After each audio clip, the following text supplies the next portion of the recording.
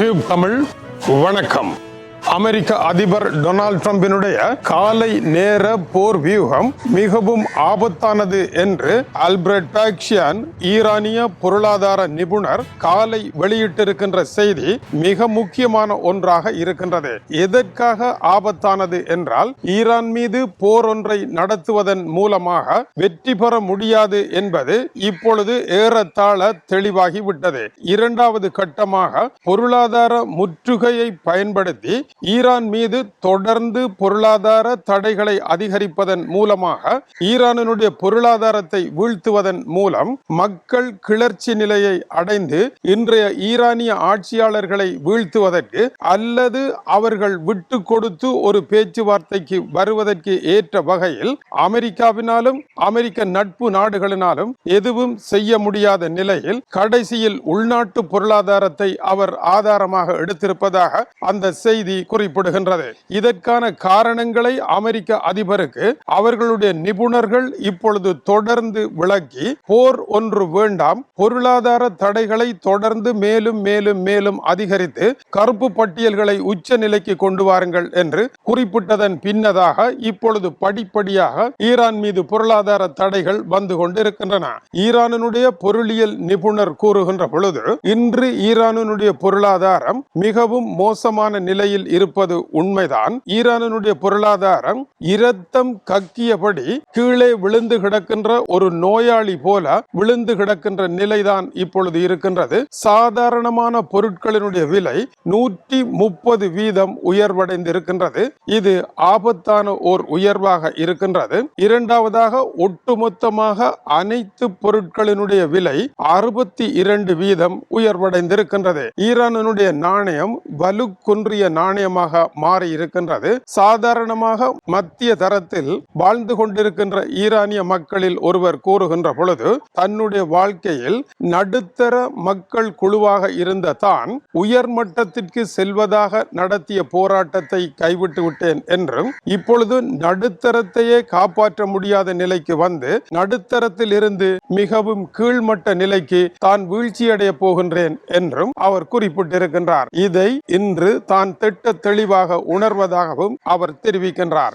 அதேவேளை சாதாரணமாக ஈரானியர்கள் கலை படைப்பு மிக்கவர்கள், எழுதுவது அதிகம், கடைகளில் கடதாசியினுடைய விலையை அதிகரித்து விட்டது. முன்னர் சாதாரணமாக 10 பாக்கெட்டுகளில் A4 கடதாசிகளை வாங்குகின்றவர்கள் இன்று ஒரே ஒரு பாக்கெட்டை மட்டும் வாங்குகின்றார்கள் என்பது இதனுடைய அடையாளமாக இருக்கின்றது. பல பொருட்களினுடைய விலை 190% உயர்வடைந்திருக்கின்றது. இதனால் ஈரானினால் உள்நாட்டு பொருளாதாரத்தை நிர்வகிக்க முடியாத நெருக்கடி நிலை ஏற்பட்டிருக்கின்றது. ஈரான் சாதாரண சிறிய குடித்தொகை உடைய நாடு அல்ல, பிரமாண்டமான குடித்தொகை உள்ள ஒரு நாடு. எனவே எல்லோருடைய பசியையும் தீர்க்கக்கூடிய அளவிற்கு ஈரானுடைய பொருளாதாரத்தை பரவலாக்கம் செய்யவும், அமெரிக்கா போன்ற ஒரு வல்லரசிற்கு யாருடைய உதவியும் இல்லாமல் தனியாக போர் புரிகின்ற நிலையும் ஈரானுடைய சக்திக்கு மீறிய செயலாக இருப்பதனால், இந்த சக்திக்கு மீறிய பாரத்தை தூக்கி கொண்டு நடக்கத்தான் தெரியும், பாரம் சுமக்கத்தான் தெரியும் என்பது போல இந்த சுமை ஒரு கட்டத்தில் ஈரானை நடக்க முடியாமல் வீழ்த்திவிடும் என்று டொனால்ட் ட்ரம்ப் இப்பொழுது மனப்பால் குடிக்க தொடங்கி இருக்கின்றார். ஆனால் இது உண்மையா என்றால், இது போன்ற தடைகளுக்கு ஈரான் மிக நீண்ட காலமாக பயிற்சி எடுத்து வந்துவிட்டது. இந்த தடைகளினால் ஈரானை வீழ்த்திவிட முடியும் என்பது ஓர் ஆபத்தான வியூகமாகவே அமையும்.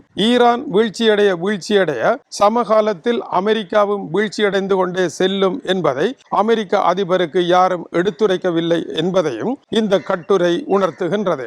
அதேவேளை அமெரிக்க அதிபர் கவனத்தில் கொள்ள வேண்டிய விடயம், வியட்நாமில் கடைபிடிக்கப்பட்ட ஒரு போர் முறைதான் இது.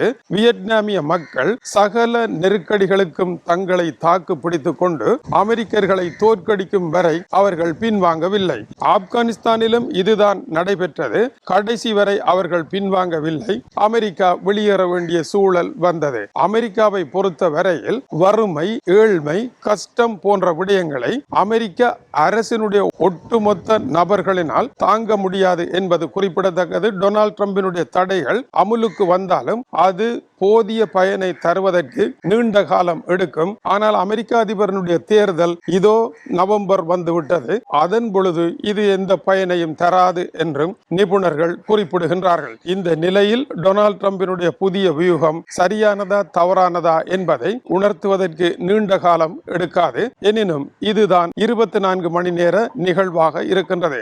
அமெரிக்க அதிபர் எதை சொன்னாலும் அதை முன்பின் யோசனை இன்றி எடுத்துரைக்கின்றவர் அமெரிக்காவினுடைய வெள்ளை மாளிகை பேச்சாளர் கரோலைன் லெவிட். இந்த பெண்மணி கூறிய கருத்துக்கள் ஆழ்ந்து சிந்திக்கப்பட வேண்டியவை.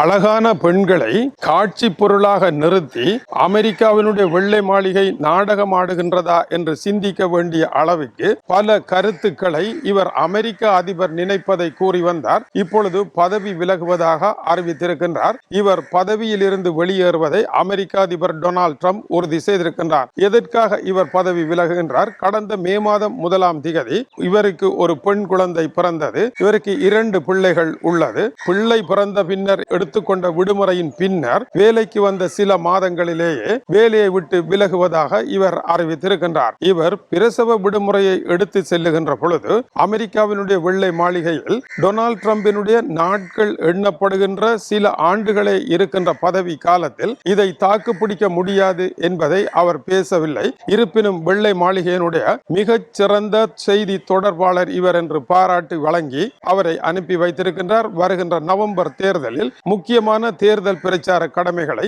பின்னிருந்து இவர் செய்வார் என்றும் தெரிவிக்கப்படுகின்றது. தன்னுடைய குடும்ப சுமைகள் காரணமாக பதவியில் இருந்து வெளியேறுவதாக தெரிவித்திருக்கின்றார். இதுதான் அமெரிக்காவினுடைய வெள்ளை மாளிகையின் நிலையாகும். நான் இப்போ இந்தியாவில இருந்து இப்போ இலங்கைக்கு வந்திருக்கேன்னா ஒரு ஆன்மீக சுற்றுலாவாக வந்திருக்கிறேன்.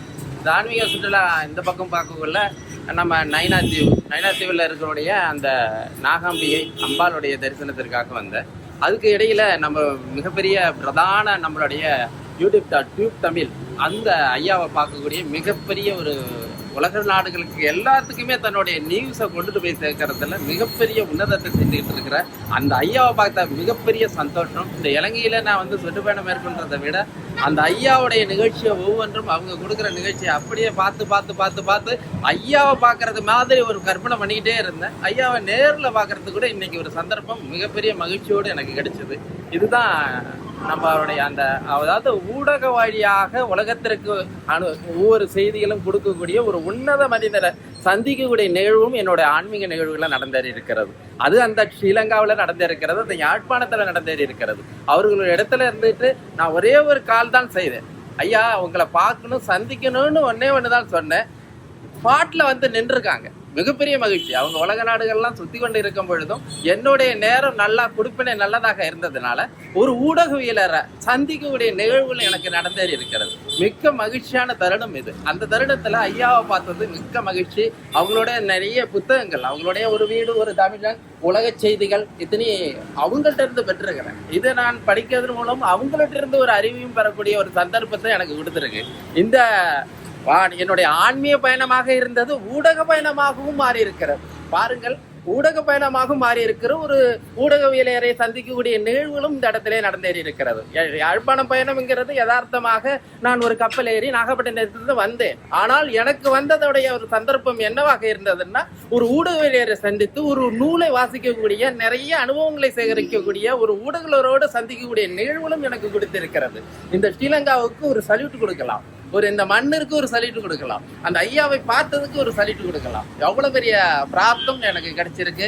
இந்த புத்தகங்களை வாசிப்பதன் மூலம் ஒருத்தருடைய அனுபவங்களை கொடுத்திருக்கிறார். அந்த அனுபவங்களை நானும் பெறக்கூடிய பாக்கியம் பெற்றிருக்கிறேன். இந்த ஸ்ரீலங்காவுக்கும் என்னுடைய தமிழ் மண்ணிற்கு, இந்த மண்ணிற்கு அவங்களுக்கு ஒரு வரவேற்பும் கொடுத்திருக்கிறேன். மீண்டும் இந்த எங்களுடைய மண்ணிற்கு வந்து எங்களோடைய வந்து பேசி கலந்துரையாடணும்னு என்று சொல்லியிருக்கிறேன். இது ஒரு விருந்து. எனக்கு அவங்க ஊடகவியலாரோடைய சந்திப்பதே ஒரு விருந்தாக கருதுகிறேன். எனக்கு ஒரு விருந்தாளியாக இந்த நாட்டிற்கு வந்ததுடைய மகிழ்ச்சி பெருமிதம் எனக்கு கொண்டாடி இருக்கிறது.